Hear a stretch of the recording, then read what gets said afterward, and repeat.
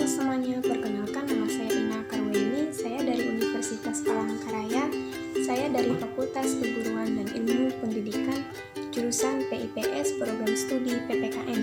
Di sini saya akan menjelaskan bagaimana cara menulis sebuah karya tulis. Menulis karya ilmiah.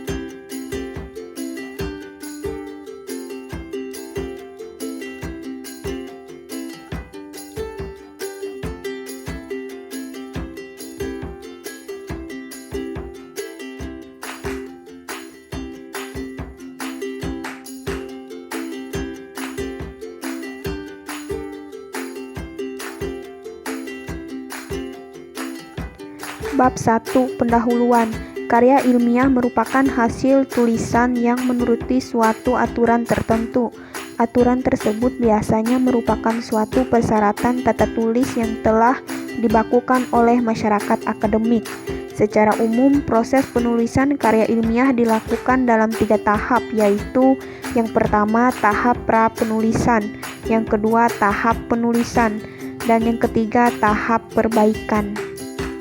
B. Rumusan masalah. Yang pertama, apa pengertian dari karya ilmiah? Yang kedua, apa saja karakteristik karya ilmiah? Yang ketiga, apa ciri-ciri serta sifat-sifat karya ilmiah? Yang keempat, apa fungsi karya ilmiah? Yang kelima, apa saja jenis-jenis dari karya ilmiah itu sendiri? Yang keenam, manfaat menulis karya ilmiah.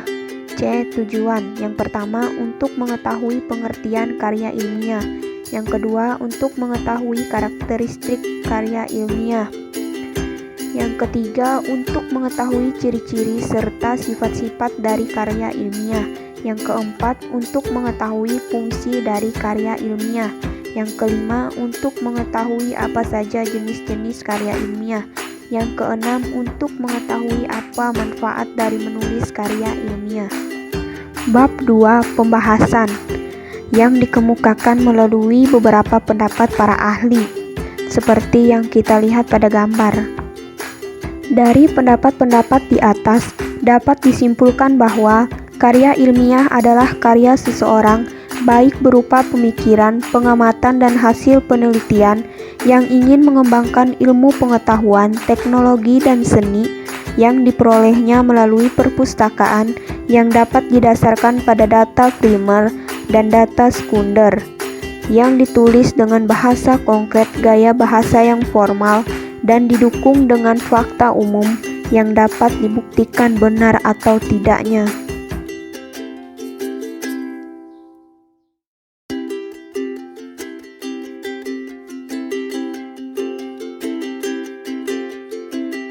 C. Ciri dan sifat karya ilmiah. Yang pertama, ciri-ciri karya ilmiah. Secara ringkas, ciri-ciri karangan ilmu pengetahuan yang ilmiah menurut Mukayat D. Brotowiczojo adalah sebagai berikut. Yang pertama, menyajikan pada objek secara sistematis atau menyajikan aplikasi hukum alam pada situasi spesifik.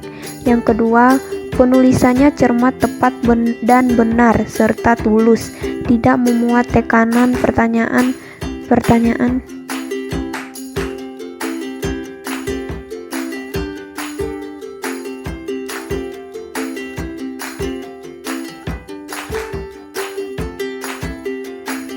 D. Fungsi karya ilmiah. Menurut Bambang Dwiloka dan Rati Riana, mengemukakan bahwa karya ilmiah atau tulisan ilmiah berfungsi sebagai sarana untuk mengembangkan ilmu pengetahuan, teknologi, dan seni.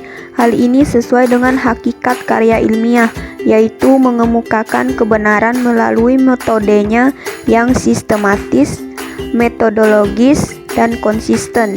Jika berhubungan dengan hakikat ilmu, karya ilmiah mempunyai fungsi sebagai berikut. Yang pertama, penjelasan. Karya ilmiah dapat menjelaskan sesuatu hal yang sebelumnya tidak diketahui, tidak jelas, dan tidak pasti menjadi lebih diketahui, jelas, dan pasti. Yang kedua, perakiraan. Karya ilmiah dapat membantu mengantisipasi kemungkinan-kemungkinan yang akan terjadi pada masa mendatang. Yang ketiga, kontrol. Karya ilmiah dapat berfungsi untuk mengontrol, mengawasi, dan atau mengoreksi benar tidaknya sesuatu pertanyaan. Jenis-jenis karya ilmiah. Karya ilmiah memiliki beberapa jenis seperti yang diungkapkan oleh Bambang Dwiloka dan Rati Riana, yang juga mengutip dari Arifin, bahwa karya tulis ilmiah dibedakan menjadi makalah, kertas kerja, skripsi, tesis, dan disertasi. Selain daripada itu, ada pula jenis karya ilmiah lainnya seperti artikel, resensi, dan paper.